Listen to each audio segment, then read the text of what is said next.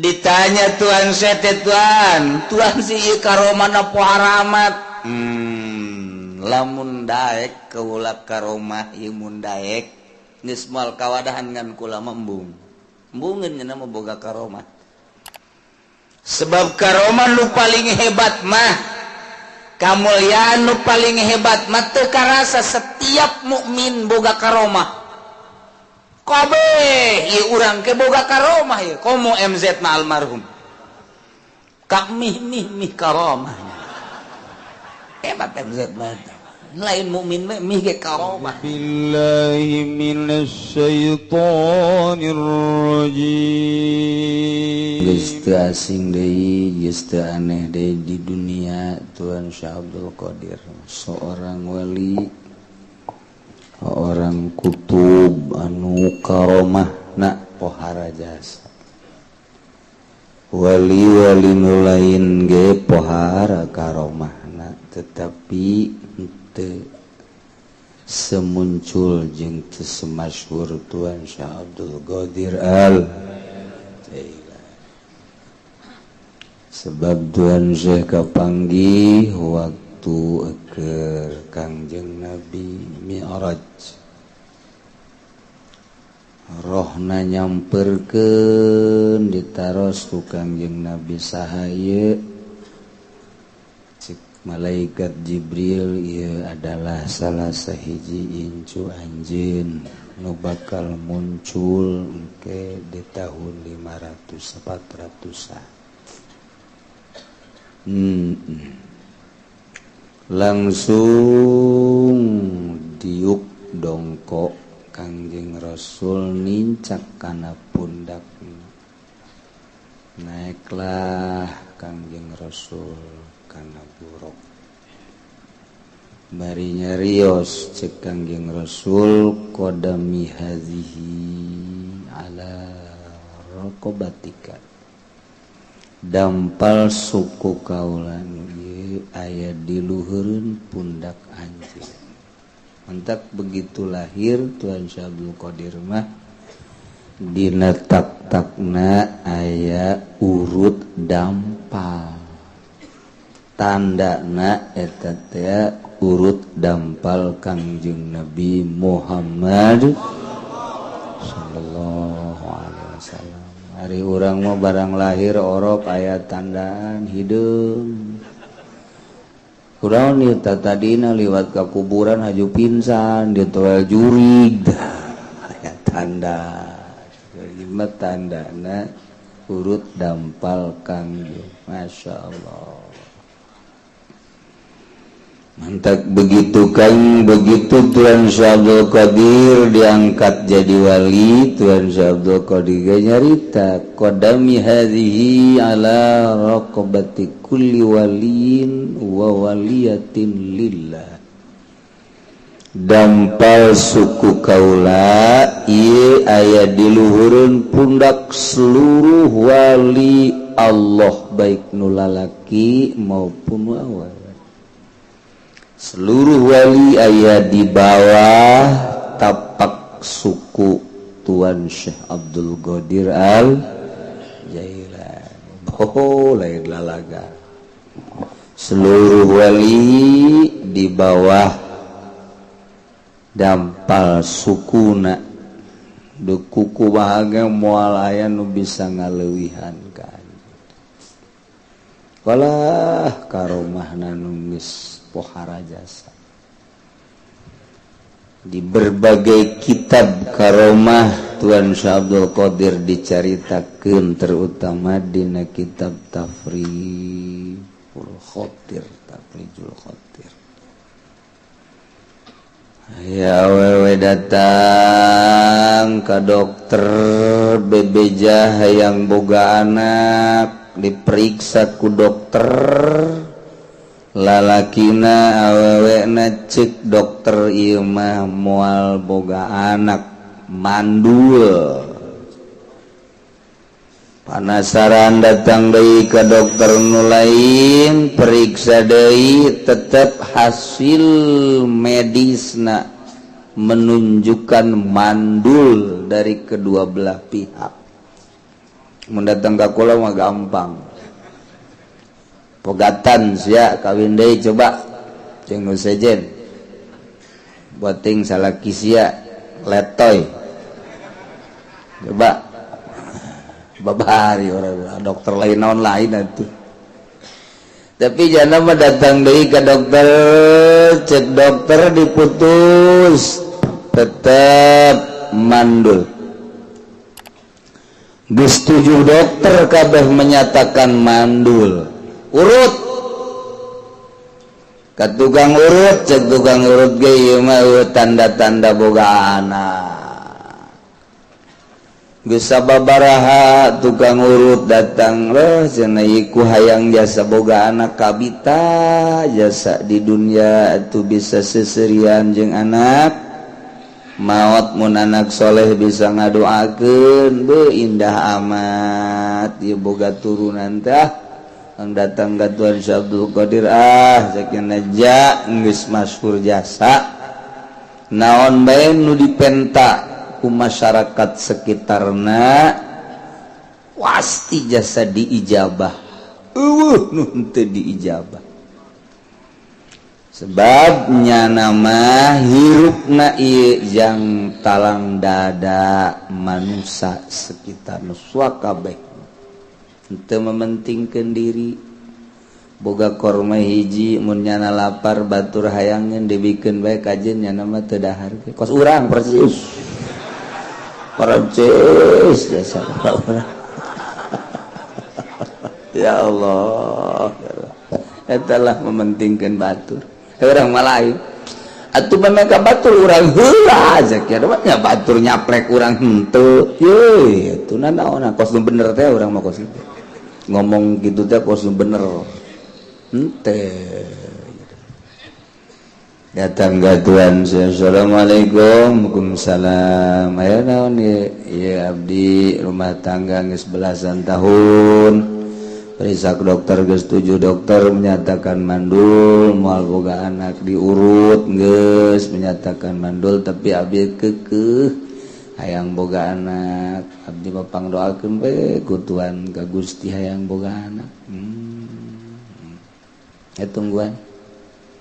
Tuhan Syekh langsung salat asup ka alam gaib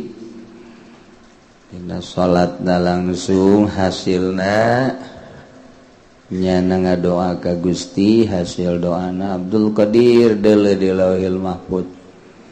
barang dideuleu di Lauhil Mahfuz tulisanana mandul mandul itu bogaan nyana salat deui ka Gusti ngadoa deui ya Allah ya Rabbi abdi mah tidak mau tahu kita doa pohara jasa abdi mai moal bosen ja Gusti masanajan geus nuliskeun mandul ge maha kawasa nang nulis Gusti itu dirobah ku Gusti ya bisa tetep abdi mah hayang supaya eta pasangan dibere boga turunan ya Allah ya Rabbi Abdul Qadir tanggah ka langit tangga deuleu di Lauhil Mahfuz tulisanana tetap mandul salat deui nya ngadoa Gusti abdi mah deui hayang ge eta dua pasangan teh sepasang suami istri mudah-mudahan ku Gusti dibere turunan Abdul Qadir coba tanya ke malaikat bisi teu kadeuleu ku maneh Lauhil Mahfuz tanya ke malaikat bebeja Abdul Qadir geus ulah maksa-maksa deuleu tuh di Lauhil Mahfuz tuh tulisanana mandul kaopat kali 5 kali ya Allah ya Rabbi ya abdi mah hayang ningali kakawasaan Gusti coba Gusti mapan maha kawasa pangrobakeun ta tulisan teu kira-kira tengah doa Masya Allah kagedep kali begitu kegenap kali guys Abdul Qadir ulah ngadoa deui atuh terus-terusan sia ngadoa ieu guys pejakeun gawe dibere anak gitu tuh deuleu di Lauhil Mahfuz barang di deuleu 7 anak sebab sia bisi ngadoa deui cenah 7 kali ngadoa 7 kali dibere anak ngan bejakeun sing hade gitunya kudu menghormati wali Allah sebab wali Allah lah anu bisa maksa ka Gusti bejakeun berelah nyana tanah dicokot di hareupeun imah dipuntel-puntel leutik segede korek api tenden dia diliongtin nya geus ieu syarat ulah dipicennya muhun tuan alhamdulillah sakieu langsung teu diberenya ho sabara-sabara nama anak mah ngan da balik we ka imah langsung balik ka imah nyana biasa sosonoan jeung salakina teu lila langsung nyirah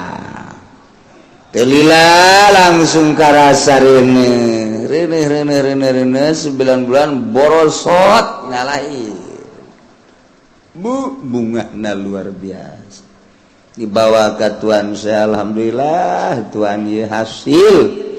doa Tuhan teh ieu alhamdulillah tuh geus segera urusnya kasep nya halimpu bagus tak orok lalaki menang 40 poe reuneuh deui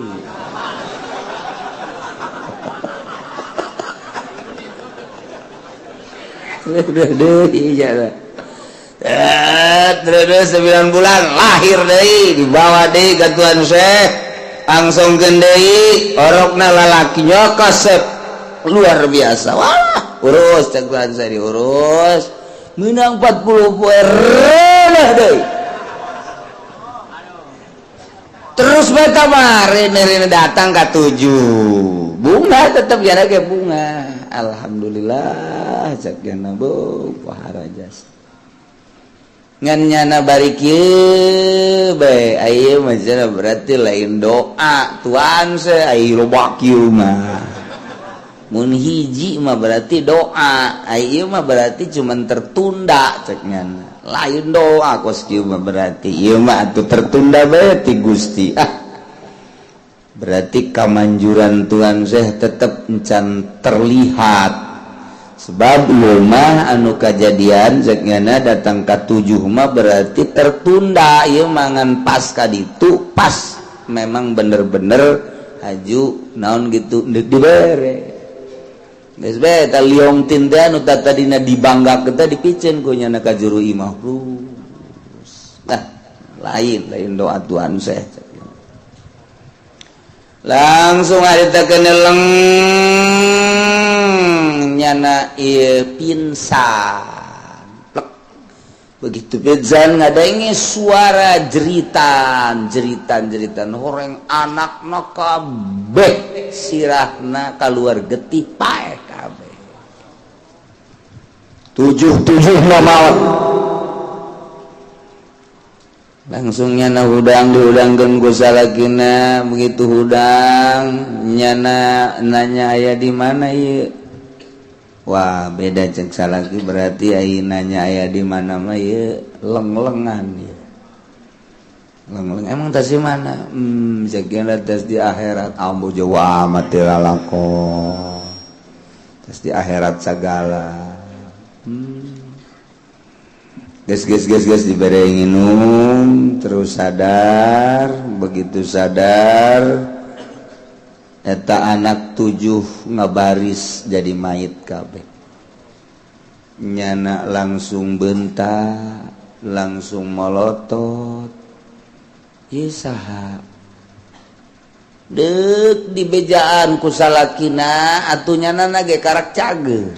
asana mun dibejaan pinsan beneran modar ieu mah ieu teu dibejaan atuh ja emang ieu geus aya di hareup ngajajar kabeh 7 cek salakila tuh coba bae tingali tama mait saha barang di dulu sirah getihan kabeh beulah kuluna ja ieu mah anak cek anak kok ieu tidak bisa ngadadak maot sakaligus haju kula ge pinsan pohara jasa cenah aya naon salakina langsung mamawaliong ti neng iji mati tuan sete ulah ditoler-toler coba pake heula pake pan urang boga anak teh sababna ieu coba pakai dipakai deui kunya coba bejadi ka ditu katuan saya bejadi bebeja ieu tas noler ieu jimat ya babejanya terus dibawa katuan Syekh bebejanya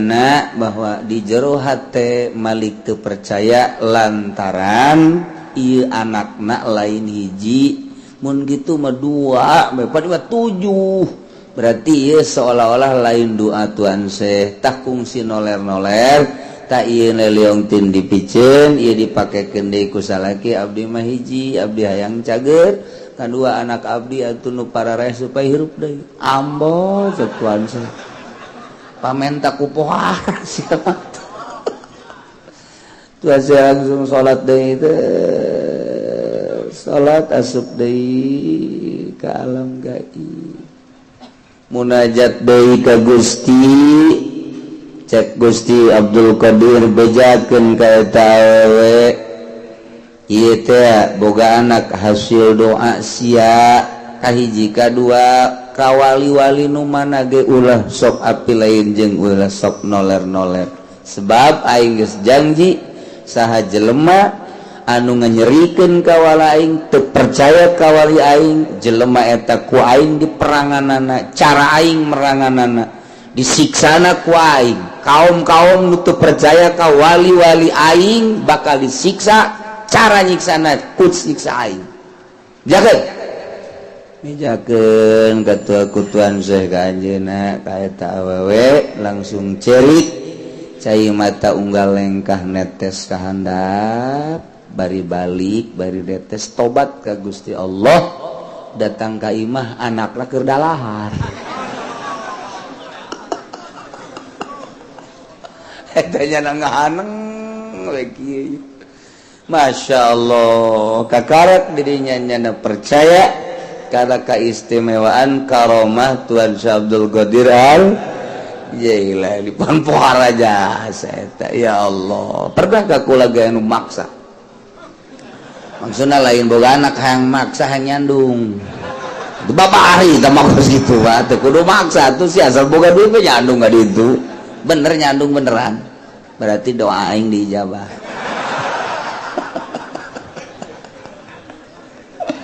ya Allah ya Rabbi tah ditanya Tuan Syekh Tuan si karomana pohara amat lamun daek keulak karomah imun daek geus moal kawadahan ngan kula embung embungeun nya nama boga karomah sebab karomah nu paling hebat mah kamuliaan nu paling hebat mah teu karasa setiap mukmin boga karomah kabeh ieu urang ke boga karomah ieu komo MZ na almarhum kak mih karomah hebat MZ mah lain mukmin mih ge karomah tah mukmin kabeh ngabogaan karomah ngan teu karasa kurang teu disyukuri karomah ti Gusti Allah urang ieu dibere iman ka Allah hiji karomah teu karasa saenggeusna iman urang teh dijadikeun jawara ku Gusti Allah lain karomah tah mah belon tah mah balik tina ngajawara kuari tobat ka Gusti Allah ngaji salat munggah haji eta karomah lain leutik-leutik karomah lain leutik-leutik karomah tah jawara babalik nu tadina mawa cimplong kuari nyana mawa kitab aduh emang bawa kitab iya emang bisa baca ya kagak itu juga bawa iya tuh supaya kelihatannya tuh bagus aja cek waduh jadinya nyarupan ka kiai mau kitab eta karomah teu karasa mukmin anu bisa istiqomah dina ibadah eta karomah teu karasa ya Allah ya Rabbi jadi lain bisa hiber napak sancang dan lain sebagainya tak bisa asal dul zuhur berangkat sholat dul asar berangkat sholat dul maghrib berangkat sholat isya berangkat sholat eta karomah lain letik-letik teka rasa tak urang mah urang boga pamajikan nurut ka urang boh karobah buat eta mah pohara ka mah tetangga urang mah pan boh dibarahan bae ku pamajikan aya anakan mah terus ngan dibarahan bae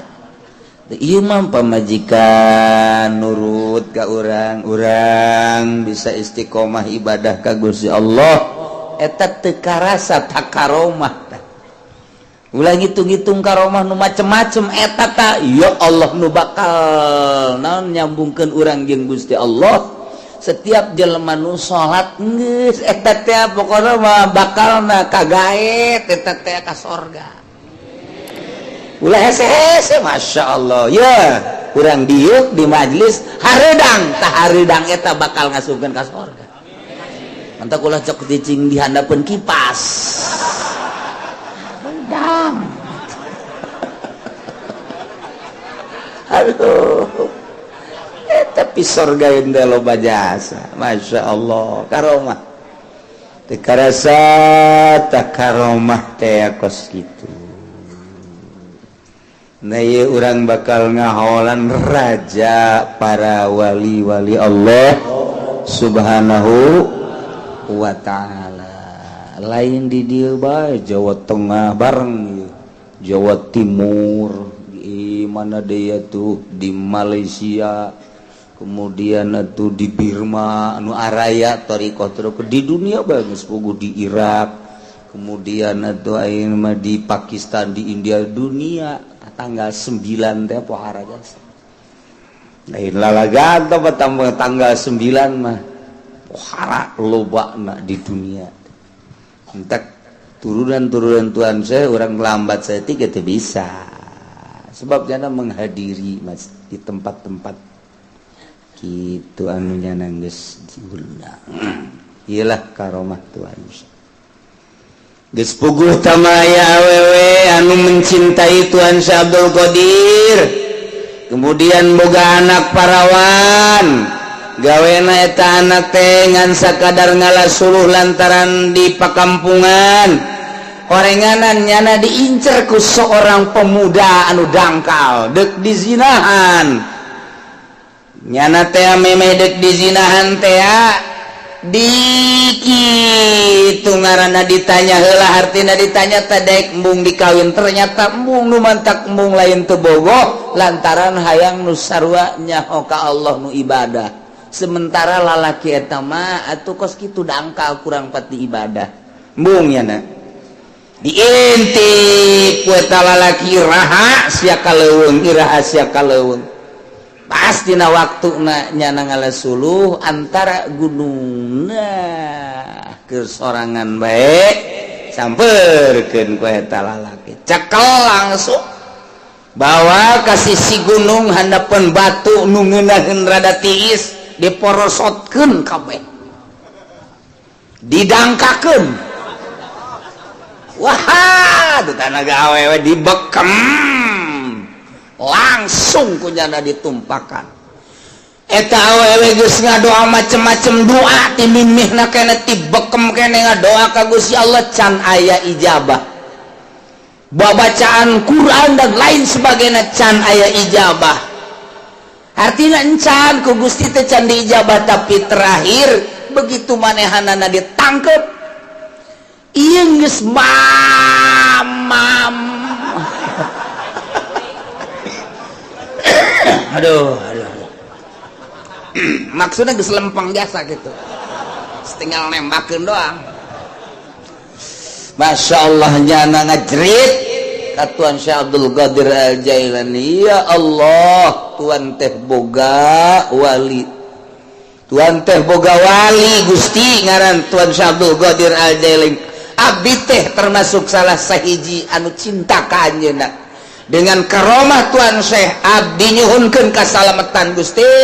kabeneran Tuan Syekh teh keur ngalawudu artina ngadenge jeritan Tuan Syekh ngadenge jeritan kieu oh aya nu ngajerit salah satu muridna langsung bakiak dicekal kojana dialungkeun teng alah batan bom atom jeger wae kena tarang ngaguling langsung hiji deui dialungkeun kena dada ngagoleh teka caritakeun kukumahana salamet bae awewe dininya begitu salamet langsung make baju deui langsung make kutang dipake deui jero salamet cek jana alhamdulillahirabbil alamin beres bakiak dibawa ka imah tidinya langsung manehna hayang ziarah cinta mah cinta ngancan pernah manehanana datang nah ieu datang di pakampungan anu jauh gila manehanana ieu orangna orang Mesir ka Baghdad jauh jasa lempang langsung lempang ya berbagai cara kendaraan dan lain sebagainya datanglah ke Baghdad pas keur pangajian begitu keur pangajian nyana datang mawa bakiak disambut ku tuan Syekh kadieu teh cenah bakiak nu kula kadieu waktu jamaah ribuan garita kaget keke datang aya awewe tur mawa bakiak kumaha mimitina nah eta lah dongeng langsung si awewena bahwa kula teh diganggu ku hiji lalaki gitu nah ieu tanda bukti ieu bakiakna masya Allah iyalah tuan saya mentak kamari waktu keur perang Irak Amerika dibom terus tama bom nyinghai menyingsai nyuai teu bisa ngabom makom tuan Syekh Abdul Qadir aman we kamari kula ka ditu eta mah majlisna utuh makamna utuh pangutuhna lain teu dibom malah masyarakat kadarinya asal aya bom ti Amerika breg asup ka dinya aman tenang di jero mah eta bom luhu wah dicecer terus mentak dakwahna para wali mah geus maot ge terus bae ku gara-gara ieu terus dicecer teu kena ditelitilah ku para pilot ku kepala tentara Amerika akhirna lain hiji 20-an bahkan ratusan nu asup Islam kitu wali mah dakwah teh geus maot ge dakwah terus ngislamkeun jelema urang mah keur molotot ge malah urang kabawa ka ditu sia aya orkes sia ulah sok nonton we goblok sia ye wah haram sia mah aja ka mana aing anak kalau ka ditu sugan aya di ditu di mana di ditu di orkes tolol tak budak teh bebeja deui ka aing jo di ditu na kebal ditolol tak haji dakwah si kos kitu bebeja dengan anak korengnya dengan birit biduan teh hese dakwah ilah tuan Syekh Abdul Qadir masya Allah karomahna nu pohara jas eta teh jelema kitu anu pernah nincak majelis kaula atau liwat majelis kaula etang ke kukula bakal disalametkeun jaga di akhirat ya Allah ya Rabbi man marra majlisi cek Syekh Abdul Qadir saja loba anu pernah liwat bae ka majelis liwat doang geus kukula ditulungan di akhirat liwat doang aya kan poe minggu urang deuk nyin majelis tuan Syekh geus teu kudu zikir lewat cukup geus sakitu doang beres sia kudu aing liwat doang dititah lagi asal ka aku murid bae geus beres ya Allah ya Rabb ieu karomahna pohara jasa ya Allah jelema maot begitu maot kaimpi ku anakna keur ngojai di neraka bapana ngojai di neraka udang tias anakna langsung cerik datang ke tuan Syekh aya naon abah maot atuh abah maot sih geus lila geus aya mah meureunanan 7 poe mah kunaon kaimpi ku abdi kaimpi kumaha keur ngojai di neraka bapak maneh pernah naon kitu ngaranna pernah milu pangajian jeung kula teh ya di tempat-tempat kitu riungan majelis henteu pernah nya nama pernah ngadaengkeun ngaji kula teu pernah nya nama pernah waung henteu cenah mah nyaon teu kangaran ieu ngaran nyaon henteu cenah mah teu nyahoeun gawe naon bae tuh bapak sia parahnya saya tuh ampura bapak ulama duh geus teh nyaon naon atuh pates ka neraka ge jantuan saya tapi tetep banyak dulu di neraka ku nyeri jasanya na digodok ancul-anculan aduh nu panas abdi betul asa sugan sakanya hosia bapak siap pernah henteu ieu datang ke majelis henteu nya nama liwat mah pernah ge lain endek ngaji ngudag ontak oh pernah liwat ngudag ontak langsung tunggu lah langsung nyen salat gitu salat asup kanu alam gaibna menta ka Gusti murid abdi pangjalametkeun mang anu tak nu anakna bebeja kabeh salametkeun Gusti ih cak Gusti pantama lain murid iranya na jadi murid sia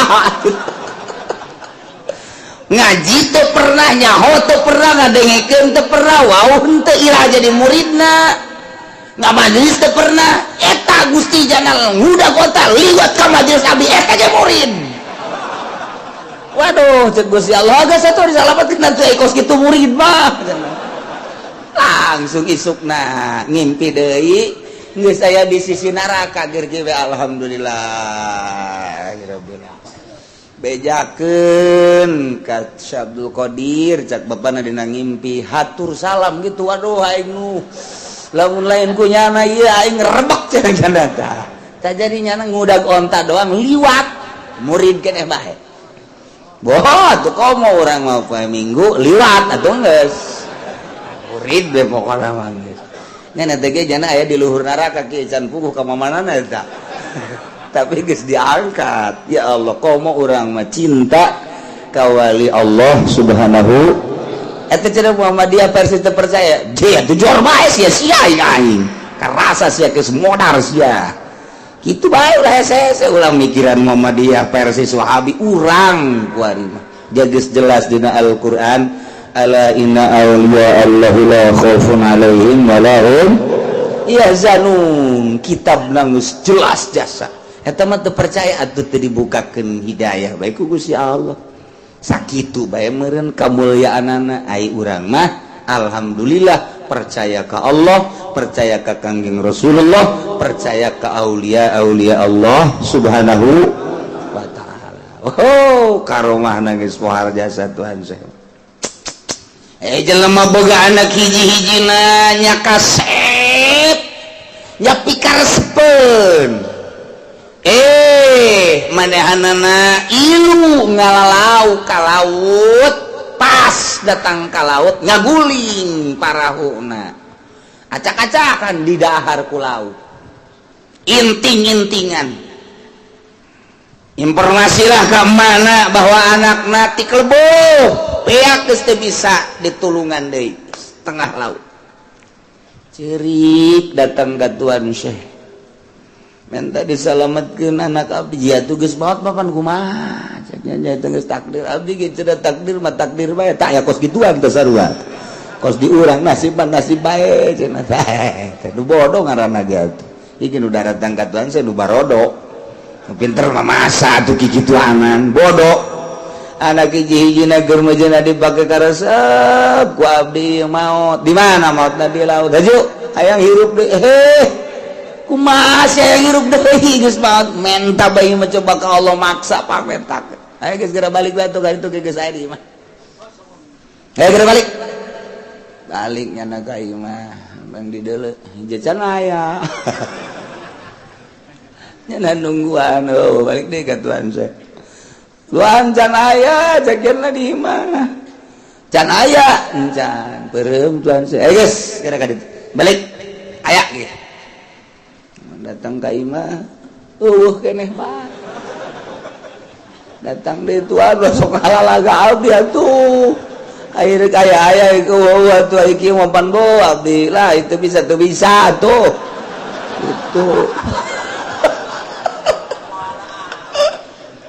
air bisa sih kaya itu bisa tuh geus tuh bisa karana cenah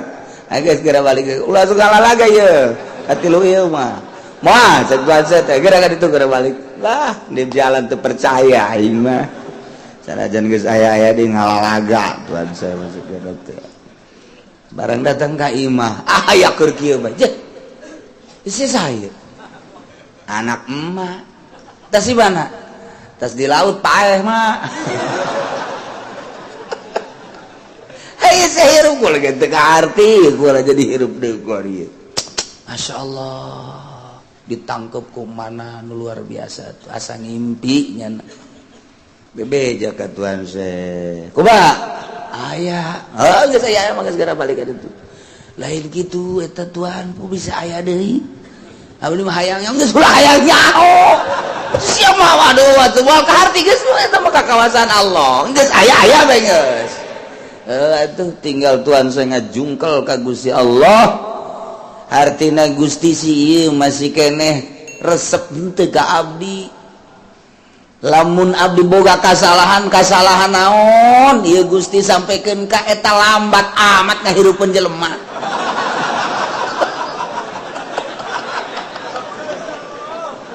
ya kari naon kasalahan abdi deuleu denge ambe rasa atau mungkin tina sare atau mungkin aya kanikmatan duniawi nu ku abdi dinikmati atau mungkin naon pikiran-pikiran abdi anu keluar saeutik berhentina inget ka Gusti coba pangnegorkeun naon tetep nyana ceurik can dibere jawaban nyana ngajungkal sujud ka Gusti kasalahan naon sampaikeun ka lambat tilu balik eta izin abdi ya Allah ya Rabbi wali Allah datang ke kos itu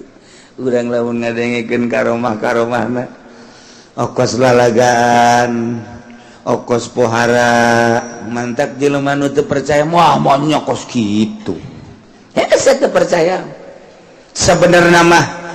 jakaromah teh atuh dihandapeun mujizat kanjeng Nabi kadeuleu ku Abu Jahal itu aya ditutupan mah teu kadeuleu sarua bae kurang kumaha istimewana leuwih ti istimewa hese nyaritakeunana tuh jatuh bulan teh kapan datang ka kanjeng Nabi belah dua maca syahadat nu hiji asup ka dieu nu hiji asup ka dieu kaluar deui ngahiji deui sujud ka kanjeng Nabi naik deui ka luhur bulan tan kadeuleu ku Abu Jahal tapi tetep bae oh sihir tah mah deuk kurang kumaha deui tetep bae sihir komo ieu karomah atuh kadeuleu ku Muhammadiyah tadi bukakan pintu mata hatena mah tuh hese bae geus ulah dilawan mun aya Muhammadiyah ngomong soekeun sungutna pan ieu karomah ieu soek tak karomah tah praksi bebeneran deh kos kituna ini bisa jokeun enti tah ku ki uci cenah ai gatempuhan aduh hese itu percaya sudah pikiran batur urang bae percayakeun ka Allah percayakan ke Kangjeng Rasulullah percayakan ke wali-wali Allah jangan keselamatan orang beres jaloba jasa ke rumah Tuhan Sabdul Qadir mana tidinya malaikat turun malaikat bejakan gitu sakumaha mistina ya bejakan turun malaikat tak naon malaikat di alam nu itu lain aduh harapan kos kieu selamat datang malaikat iya dari mana aja kamu udah lama gak ketemu ini waduh dari Kronjo ya lain kos gitu siapa nggak bayangin teh kos gitu lain ima di alam nu itu ya alam zahir asup urang ke alam batin asup kasir gaib ngaranna leng kapanggihna di ditu awakna di dieu ai hatena mah di Cikupa di Masarwiti eta gaib-gaib blon mah ieu mah asup ka ditu ka Gusti Allah kumaha moal kaharti ku urang mah kahartina model tadi urangna di jero masjid di luhureun sajadah ai hate urangna di mall eta kan kaharti teh ku sia kaharti jatuh mah aing pagawean aing jangan kos gitu atuh eta leng-lengan nyaba ka mana pan eta datang atuh jelema nama di Cikupa di luhur saja udah bagus di sajadana kunaon aya hatena di Bandung eta nyaba ka ditu cak Allah salat cek kieu masih salat sia keur di hadapan ku aing hate sia ka mana eta ngaranna nyaba da ieu mah diolah ruh teh diolah batin teh ruh saenggeusna diolah bisa keluar bisa ngobrol orang jeung urang aya 2 aya 3 aya 4 aya 5 mendeung Tuan Sabtu Qadir pernah buka 40 jelema di ditu aya di ditu aya di ditu aya di ditu aya hayang bungah jasa kehadiran ku Tuan Syekh iraha tadi magrib di aing di aing 40 ngaku kabeh puyang kabeh ieu mana nu bener urang lamun bisa kitu pake nyandung urang mah duit kanu ngoran duit kanu kolot ya cumpon kabeh sia mah kadinya bae pikiran ada tuh ya Allah ya agihan ke malaikat di alam itu si gade boleh cara tadi sasalaman pelukan waduh udah lama bener gimana transaksi ini kita malaikat transaksi segala pabrik segala naon yang nama anti dunia geus kapanggihna urang jempan malaikat mah lain lalaki lain awewe malaikat mah teu beuki dahar teu beuki nginum malaikat mah tara jima tara sare malaikat urang ge mun geus bisa kos malaikat bisa kapanggih jeung malaikat Kanjeng Nabi mah kok henteu kikituan ge kapanggih atuh leuwih luhur Kanjeng Nabi mah lantaran Kanjeng Nabi mah tina nur di damelna itu Abdul Qadir mah biasa cara urang nu mantak keur kumaha bae Kanjeng Nabi mah kadatangan malaikat Jibril teh di masjid di imah di jalan leuwih pohara Kanjeng Nabi mah henteu kudu make tadarrut cara Tuan Syekh Abdul Qadir iraha bae malaikat diinstruksikeun datang Tuan Syekh Abdul Qadir mah kudu melalui nyulusup heula ka alam itu jauh Tuan Syekh Abdul Qadir jeung Kanjeng Nabi Kanjeng Nabi mah pak datang keur iraha bae keur kumaha bae bahkan nu kaberenehan keur meujeunna malaikat Jibril datang aya urang dia kadel hendak barang geus beres gitu naon malaikat Jibril adu hareup ngadu dengkul taros ku sahabat Abdullah aya tadi saha malaikat Jibril bah tuh lain kita tadi bebeja bah kasep amat jeung seungit amat tetep malaikat Jibril katingali tah ku Abdullah bin Umar mah ai ku ente mah pagon moal tetap ente mah jameureunan matana kahalangan ku sinden moal bisa tuh mun sinden dijauh ge kadul oh tuh wih mantap jasa nu mana baju beureum eta emang mata sinden mah kos kitu Ariatu Abdullah bin Umar mah mata itu mata malaikat atuh kadeu ya Allah bahkan Siti Aisyah mah dihatur salaman ku malaikat Jibril Aisyah Jibril atur salam alaikalissalam bangun teu bungaheun teh biasa bae barang menang saminggu mah Aisyah ulang Allah atur salam kakarak aduh pohara jas dihatur salaman ku Allah ente ente mah diatur salam ku calo pan duit ka bawah ku ente Masya Allah tuh ya malaikat datang ke Tuan Syekh begitu datang hampura cek malaikat kula diinstruksikeun ku Gusti Allah bahwa waktu keur ngadoa pertama kula diinstruksikan ku Gusti Allah titah neangan daging-daging nu geus didahar ku lauk-lauk. Didinya dikerahkeun seluruh malaikat teh kapanggih kabeh. Doa kadua eta teh kakara keur dihiji-hijikeun. Doa katilu kakarak nyokot roh diasupkeun deui bari dibawa ka imah. Oh kitu cek Tuhan saya tuh kitu. Jana sujud deui ka Gusti Allah, Gusti Bapa Maha Kawasa kok make kikituanan. Eta wali geus kainja doa kos kitu nya. Atuh bacak naon Gusti teu kudu make malaikat. Atuh langsung bae sih jijeunan Gusti kabeh ge atuh tinggal jadi geus kitu kumaha sih pan Gusti mah subhanalladzi biyadihi malakutu kulli syai'in wa ilaihi terjauh pan karituna kun fayakun. Kok bisa kos gitu sih? Cek Gusti Allah tetep Abdul Qadir kula deuk ngawujudkeun naon bae tetep kudu make wasilah.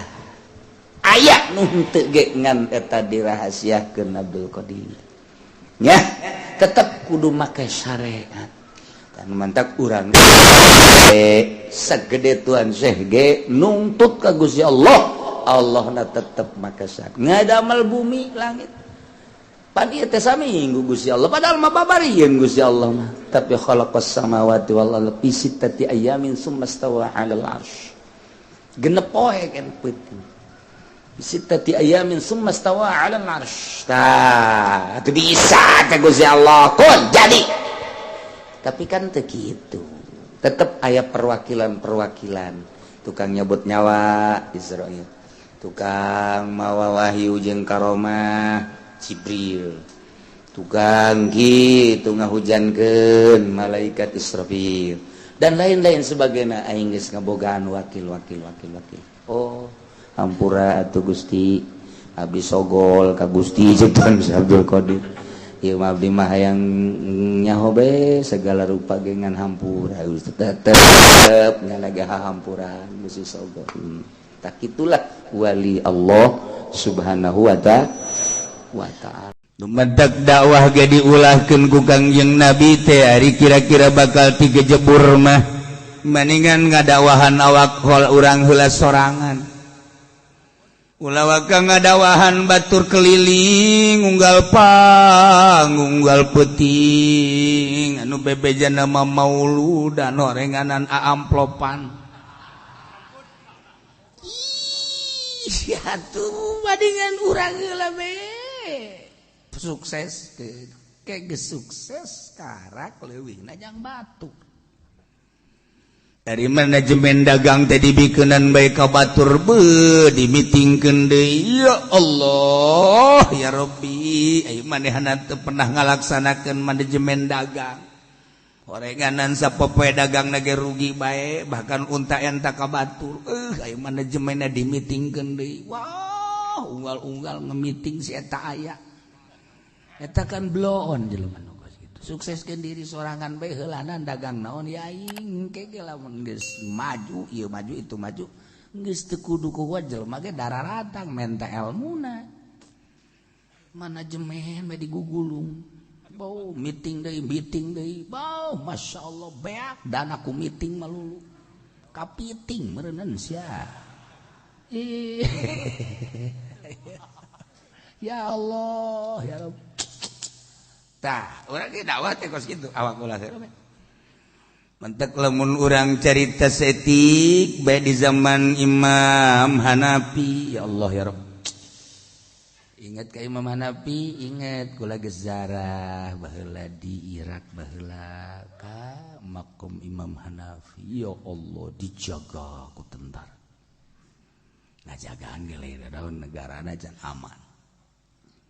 Oh iya orenganan Imam Hanafi teh masyaallah karingnya di paimbaran masjid di kuburna masa hirupna aya ieu salah sahijina aya jelema boga panyakit teu cager-cager hiji panyakitna sesek napas nomor kaduana ateul teu cager-cager geus ka dokter geus ka mana wah mun carat ayeuna mah datanglah ka Imam Hanafi cek Imam Hanafi kebe jawabanana bulan hareup ya insyaallah ke bulan hareup karak dijawab oh kumaha jadi nungguan sebulan kakarak datang deui geus datang mama ieu geus sebulan sakena kumaha ieu obatna ngadahar madu setiap rek sare jeung hudang sare insyaallah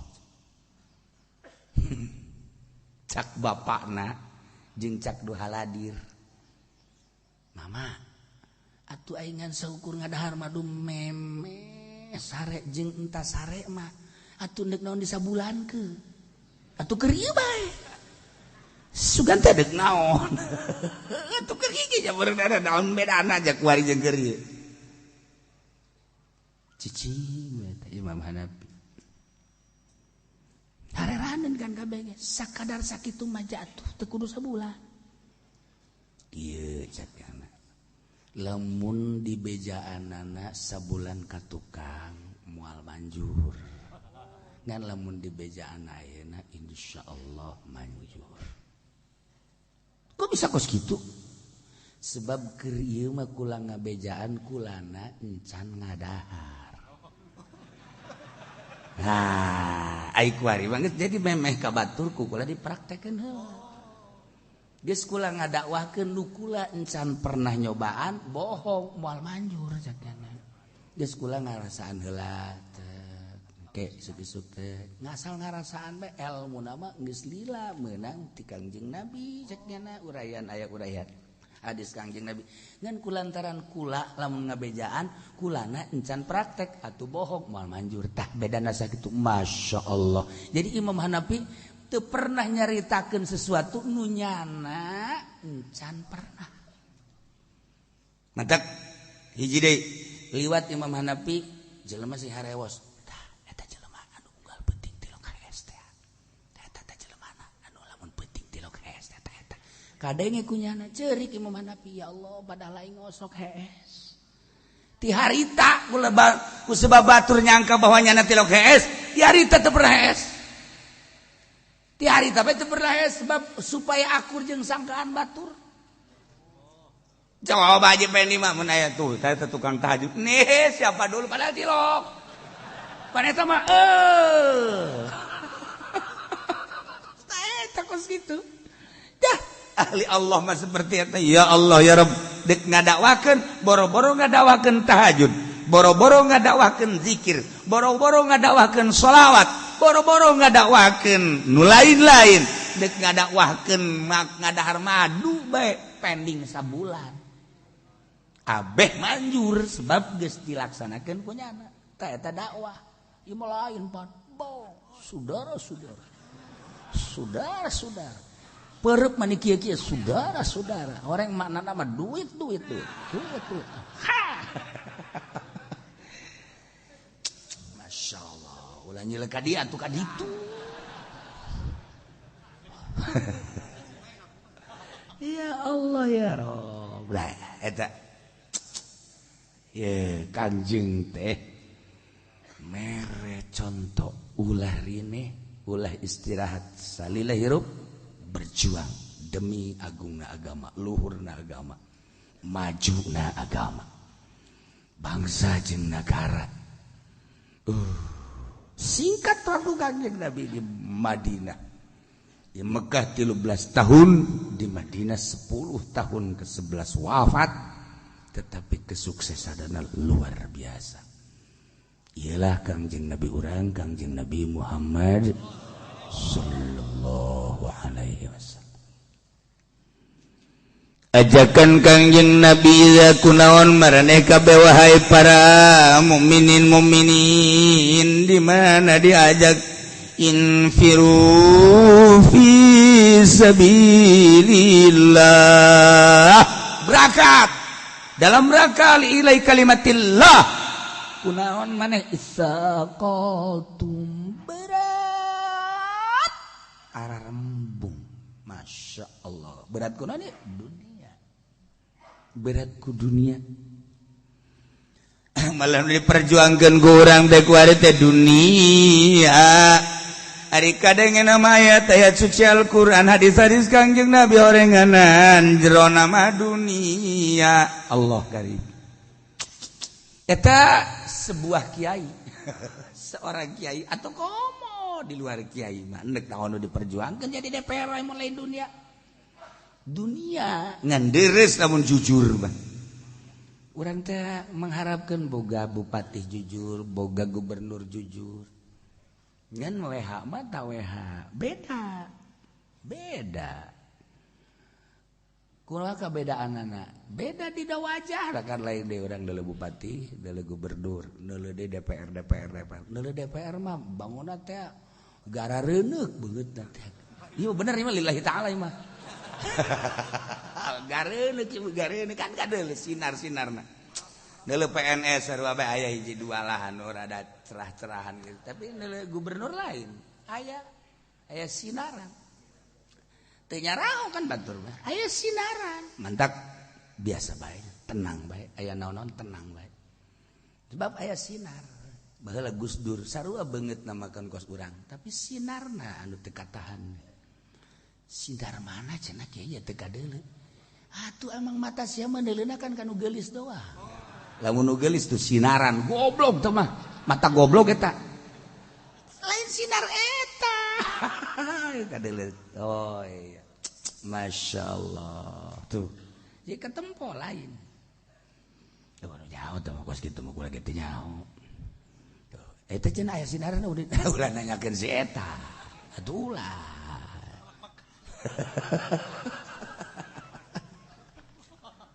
ya Allah ya Rabbi illa tanfirulam aranjeun kabeh teu daek berangkat bareng jeung Kangjeng Nabi untuk melaksanakan jihad perang ngaluhurkeun agama Allah awas hije yu'adzibkum adzaban alima Allah bakal nyiksa siksana nu jelas di akhirat cuman di dunia keneh Allah bakal nyiksa ternyata tahunan eta langsung ku Allah dibere teturun-turun hujan ku Gusti Allah siksa asal teu hujan bahaya kuari anu terjadi di urang Lombok gempa Bima gempa Bali oyang Palu geus hese nyaritakeunana tuh caritaan Palu mah geus hese nyaritakeunana masalah hese teh mimiti oyak datanglah tsunami set hiji nomor kedua di lain tempat oyak belah naga kalaluar lumpur masa lumpur ngudagan imah-imah lumpur nu ngudag maka lumpur tersebut jadilah bukit da kumaha coba hese nyaritakeunana tuh di lain tempat deui lumpur nu dihandap mawa dua desa datang ka ditu lep dieuweuhkeun da kumaha tuh dinu hiji deui lalep ka handap eta mah jadi urang nyaritakeun Palu teh sababaraha macem indit 5 kilo aja eueuh plek ka hiji ka handap anu turun bae ka handap langsung aya anu oyak-oyakan belah keluar lumpurna ngudagan imah jadilah sebuah bukit deko coba geus puguh tsunami-na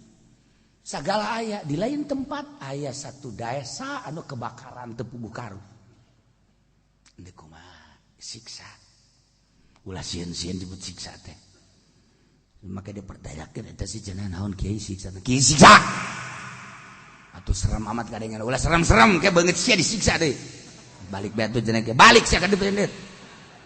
bebejan ngan wow aing carekan kieu anu nyarekan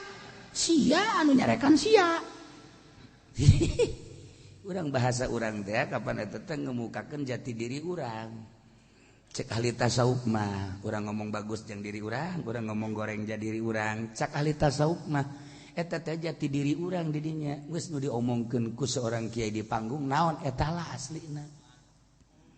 tuh eta ngomong naon si eta aslina ngomong eta si eta aslina tah kos kitu ya Allah ya Rabb urang lamun ngadoakeun goreng ka batur sarua jeung ngadoakeun goreng ka urang lamun ngomong-ngomong goreng ka dieu geus puguh tah mah jadi naon bae oranganan diri urang tuh lamun teu milu jihad jeung Kangjeng Nabi hiji yu'adzibkum adzaban alima dunia keneh disiksa pomo di akhirat teruskeun kuari coba lalakon maksiat mun teu ditambah deui ku Gusti Allah siksa dibalikeun fakta ku iblis nu heueuh jadi ulah nu ulah jadi heueuh nu dilarang jadi parentah nu parentah jadi larangan terus saya datang ka kuari iblis begitu bae terus nu tadina dilarang wala taqraba hadhihi syajarata fatakuna minal awas Adam ieu mah ulah digagugat. Terus baik iblis ngagoda selama pidato dan lain sebagainya. Limit dengan kelimitan godaan iblis, maka Kangjeng Nabi Adam tergodalah oleh iblis nu dilarang teh didahar. Begitu didahar ku Kangjeng Nabi Adam alaihi salam teh kapan falamma zaqa syajarata barang diicip-icip ku Kangjeng Nabi Adam jeung Siti Hawa eta tangkal gandum didahar teh kontan harita keneh badat lauma sauatuhuma ucutan eta pakaian kebesaranana teh langsung longsor teu makena naon. Kangjeng Nabi Adam teh zahire bre kubul jeung duburna katingali teu bisa dihalang-halang. Eueuh pakaian anu daekeun nempel di Kangjeng Nabi Adam kitu keneh di Siti Hawa lantaran ku Gusti Allah teh dimeunangkeun pakaian untuk jelema-jelema nu maksiat ka Gusti Allah. Sataranjang Kangjeng Nabi Adam teh otomatis wa taufiqo yaksifani alaihi mami waraqil jannah. Kangjeng Nabi Adam teh nyokotan daun-daun sorga lantaran pakaian kebesaran, keagungan jeung kebanggaan mah teu bisa dipake ku ari mah pake ampok-ampok daun sorga dipake nutupan kubul jeung duburna. Masya Allah. Okay. Dicarekan ku Gusti Allah wa nadahuma rabbuhuma. Cek Gusti Allah Adam Hawa alam anhakuma antil kuma syajarah apakah aing teu ngalarang ka anjeun duaan tina ieu tangkal kayu. Wa aqul lakum pan aing geus jarita ka anjeun duaan lain sakali inna syaitana lakum aduwwum mubin bahwa setan mah musuh nu nyata pan ka anjeun teh. Kurang kumaha aing ka anjeun. Aing nu agung kurang kumaha ka si Adam Hawa. Ngawas-awas hiji ieu teh ulah didahar, nomor kadua siga ada setan. Palaing geus kurang kumaha sia kagoda keneh bae. Hah? Tidinya kulantaran karasa kabeh pakaian ucutan eueuh nu daek nempel di Kangjeng Nabi Adam ngan sakadar make ampok-ampok kungkul Kangjeng Nabi Adam brek sujud jeung Siti Hawa. Cek Gusti Allah ulah sujud sia. Ulah sujud. Budang. Bakal nyaho sia. Awas akibat tina maksiat sia kae. Kangjeng Nabi Adam langsung cerik ngadoa ka Gusti Allah qala rabbana zalamna anfusana wa illam taghfir lana lanakunanna minal khasirin. Cek Kangjeng Nabi Adam Rabbana duh pangeran abdi sadaya zalamna abdi teh ngazalim nganiaya ka diri abdi kunyulayan ka parentah Gusti abdi mah abdi ngaku maksiat ka Gusti wa illam tagfir lana lamun Gusti teu ngahampura ka abdi sadaya wa tarhamna jeung Gusti henteu mere rahmatnya dedeuh ka abdi niscaya lanakunanna minal khasirin tuh atuh abdi teh yakin jadi jelema anu rugi luar biasa. Sami sareng Gusti hampura kasalahan abdi rahmatan abdi Gusti nu geus bae maksiat abdi teh ulah dijadikeun abdi teh termasuk jelema anu rugi saendang-endang rugi saumur-umur. Abdi ngaku Gusti abdi teh maksiat abdi teh ngaku kasalahan Gusti tapi pan Gusti mah maha hampura Gusti mah maha rahim. Rahmatan abdi jeung magfirahan abdi nyanggakeun sadaya-daya ti luhur sausap rambut ti abdan saibas dampan nyanggakeun ka Gusti bade dikumahakeun abdi. Sia cek Gusti. Kunaon teu didengikeun. Sakieu ayana abdi teh Gusti. Tidinya Kangjeng Nabi Adam langsung nyeri beuteuh. Mules. Siti Hawa ge mules sarua bae. kaler lumpat kawetan ka kidul ka kulon lulumpatan lantaran mulas cek Gusti Allah Jibril Adam tuh lulumpatan tanya dek naon jol malaikat Jibril stop Adam kunaon maneh lulumpatan Jibril mulas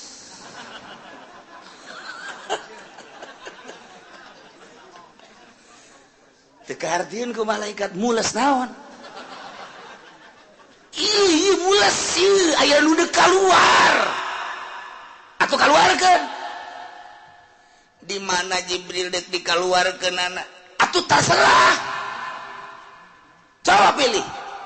apakah dek dipermadani apakah dek di luhur kasur apakah dek di handapeun tangkal kayu anu rindang nu dihandapna indah apakah dek di anhar bangawan sok Jibril teu pararantes ieu mah lantaran ieu mah pasti pasti naon lain deui mah nu keluar ieu mah asana lain deui kok jadi kieu sih kunaon emang cek Kangjeng Nabi Adam teh dipersilakeun abdi di sorga minuman kadaharan yang sajabana iwal ti ieu nu dilarang ku Gusti Allah pan anjeun ge nyaho Jibril ieu mah dilarang ieu mah sia mun di dahar mules beuteng ke kaluarna jadi tai nu mantak ge atuh ieu teu pantes di sorga mah nya di sorga aya WC teu bisa di sorga mah lain sorga tuh aya WC mah hotel bintang 5 tambahan di 2 bintang 7 tetep bae aya WC-an bae aya WC-an bae lamun urang ningali perhotelan sadunia di Abu Dhabi nu termewah di dunia sapoena eta teh kapan 100 juta deuk saha nu hees di dinya sapoe 100 juta atau pan sapeutingna 100 juta sapoe sapeutingna 100 juta di ditu mah ku lagi ngan sapeuting di tadi ditu aja bebeakan di Jakarta mah hotel Hilton, hotel HI dan hotel-hotel lain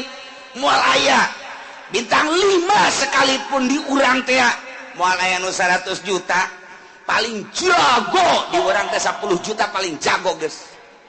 paling jago sampai saeuting teh sakitu mewah da luar biasa ka Yordan ka Mesir moal aya tapi di Abu Dhabi diciptakan sedemikian rupa untuk perkumpulan orang-orang nomor 1 di dunia anu datang kadinya ada ge eta adalah pemain-pemain kelas dunia anu urusan perdagangan minyak bangsa tuan-tuan minyak Arab, Amerika, Australia termasuk nu datang kadinya teh anu sok jual beli senjata jual beli nuklir istirahatna di dinya kok bisa mahal sih Kiai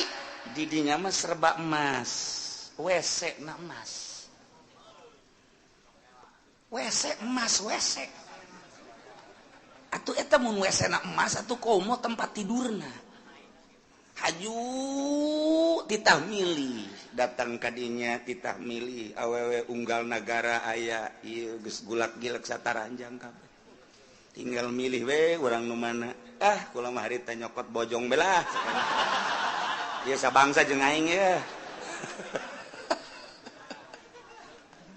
di dunia ini model kos sekarang itu na'udzubillah min dzalik wa min dzalik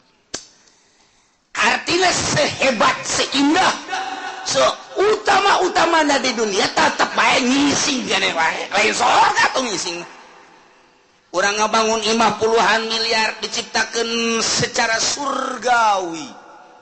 diindah-indah ku urang taman dan lain sebagainya cai sing kolocor hewan dan lain sebagainya timimiti hewan-hewan lauk anu araraya hewan-hewan kampung maya tambahan hewan-hewan anu bengis tur lingas mau macan gajah buaya diayakeun supaya jadi sorga tetap wayah nyeri beuteung ngising bae lain sorga tuh kos gitu mah sorga mata di dunia mah ulah ciptakeun sorga lantaran tetep bae ngising bae. Nah, ya Kangjeng Nabi Adam teh lulumpatan horenganan deuk ngising.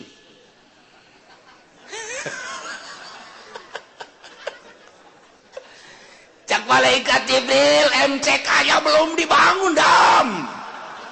Tidak ada MCK di sini. Aduh, Kangjeng Nabi Adam puyeng teu pantes banyak kudu ngising di luhur perbadani. Manya kudu ngising di luhur kasur, manya kudu ngising kitu di jalan anu sakitu indah napan sorga ieu mah. Manya aing kudu ngising di hana bentangkal kayu nu rindang nu indah nu tararis. Manya aing kudu ngising di bangawan di kali sedengkeun caina ge herang putihna ge alahbatan susu. Seungitna alahbatan kastori. Amisna alahbatan madu manya ku aing diisingan di dinya.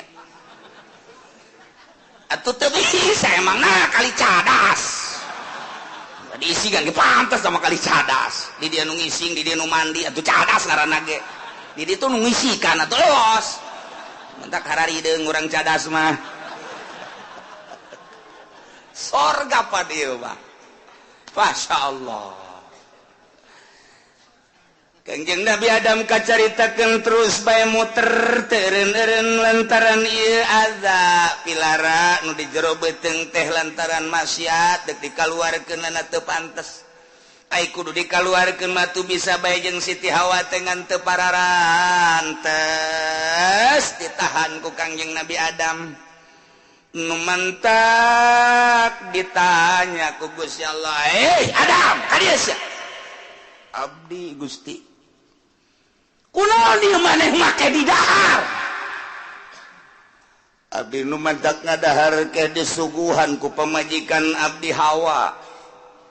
Mun teu gara-gara pamajikan abdi nyuguhan ka abdi mah abdi memoal diala ku pamajikan abdi haju dikemas sedemikian rupa disuguhkeun ka abdi tah nu deuk disalahkeun bapa majikan abdi." Alah. Tak ciga deh urang bapa pamajikan teh. Besi salah nyuguhan. Iya. Urang mangeunah-ngeunah, daharmu mantep jasa ai geus dahar ditanya ka ieu bona ti warung. Sial teh pamajikan blon. Urang deuk nyarekan pan geus datang ka beheung sangu. Haji urang na sarwana geus satu isu ngabon deui bae. Sarwana teh bagus. Jakarung can laku cek. Hawa alias ya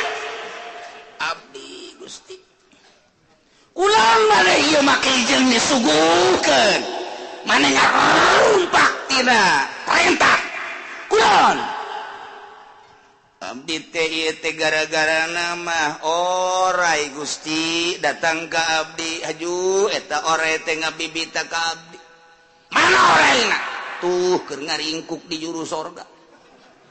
Orai ka dieu sia? Orai datang abdi Gusti hampura abdi mah lain makhluk sorga sebenarnya mah. Wawanianan sia. Aya nu nitah Gusti. Saha nu nitah sia? Iblis. Mana iblisna? Nyaho si eta mah teu puguh. Lompatan hihiberan nya nama aya kahayang sok datang nya nama teu aya kahayang mah puan eueuh nya nama kitu bae tiba heula percis kos DPR. Aya kahayang mah hayang dipilih bo atuh ka kiai ge mandap-mandap naon kahayang dibere ku nya naik kitu mah geus kapilih. Kiai leumpang ge ku nya kacana ditutupan eta nu kos kitu ngaranna turunan iblis. Cak ora ieu mah sia nyalakeun ka aing blon. Orang ngomong jeung Allah kos gitu. Sak DPR kaduh ngaji aing anu itas ya kaji tadi. Atuh lain DPR beja pemerintah ge kos gitu. Mana iblis sakada? Nyangakeun ka Gusti. Bes kade sia. Aya naon deui Gusti? Iblis peteger meta aja sia aja sa iblis mah. Ai sia kurang ngaganggu ieu. Hah? Das kanyahoan ku aing sia horenganan serangkai ternyata. Kuari sia ku aing dihukum hiji maneh Hawa lantaran maksiat kain Adam gara-gara sia waing dihukum sia per bulan barang sia bobogaan sia kudu keluar getih ngaran sakumaha tangkal kayu osok keluar getih sok keluar mun dibacok ku urang keluar getah siage akur jeung tangkal kayu sabulan sakali keluar getah mangga cek Siti Hawa kukumaha ge nu penting mah abdi dihampur geus sia sabulan sakali orai sia kulantaran ngaganggu ka makhluk aing disiksa sia ku aing kuari suku sia dieuweuhkeun terus datang ka kiamat moal boga suku sia aduh Gusti jadi beda suku orai itu beda suku pokona sia ngaharep nukangan tetep kudu make beuteung jeung beubeut sia be suku sia siksa lantaran sia ngaganggu ka hamba aing nyangakeun Gusti abdi mah nu penting abdi ulah dikanarakakeun abdi mah ulah dikanarakakeun ulah disambarutkeun jeung setan jeung iblis abdi mah embung abdi mah ngan sakadar jadi kendaraan doang amankeun abdi aman sia nu penting moal boga suku moal nyangakeun tinggal iblis sia kunaon atuh sia make ululin ka sorga deui